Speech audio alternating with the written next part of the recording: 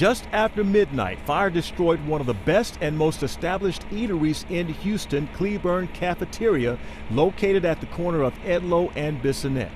This totally shocks the many patrons of the restaurant, but the call received early Tuesday morning was one of horror for owner George Michaelis. It's like a bad dream. I keep thinking I must be dreaming. It's still early in the morning. I haven't slept at all.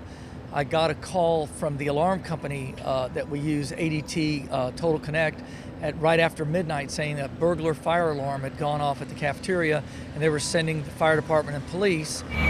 But once the fire department arrived, they located the smoke and fire in a corner of the restaurant.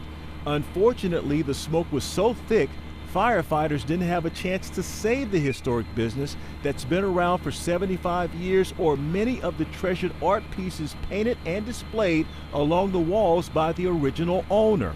The fire spread so quickly they had to evacuate the building because the ceiling was collapsing, and it did collapse, and it took the bulk of my dad's artwork with it. That artwork holds the key to memories, legacy, and tradition. That all started in 1941 for the Michaelis family when Nick and Pat Michaelis opened the original Cleburne Cafeteria on Fannin Street. They decided to move their establishment to the current location in 1969. Naturally, that artwork reinforces the memories. It's sentimental value. My dad was a self-taught artist from a small island called Patmos off the coast of Greece. He taught himself how to paint using the tails of donkeys to make his own paintbrushes and mixing his own paints. Nick Michaelis passed away in 1989, but not before he left at least 75 memorable paintings. And when he could finally afford canvas, when he came to America like a lot of people did after the Second World War, to make his dream, the American dream, he started painting on canvas. So the cafeteria had all his artwork. Most of his really fine pieces are here on display to share with everybody. Now, Pat Michaelis, now 92, and her son George look to move forward in rebuilding the restaurant and restoring what's left of his father's artwork.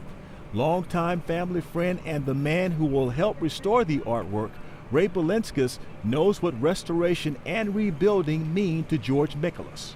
They were his life, pretty much. His relationship to his father was so important to him, and the fact that those were products of his father, they were like nothing to compare in his life. Michaelis didn't give a timetable on the start of the rebuild. However, he did say, "We will rebuild." Nate Griffin, Fox 26 News.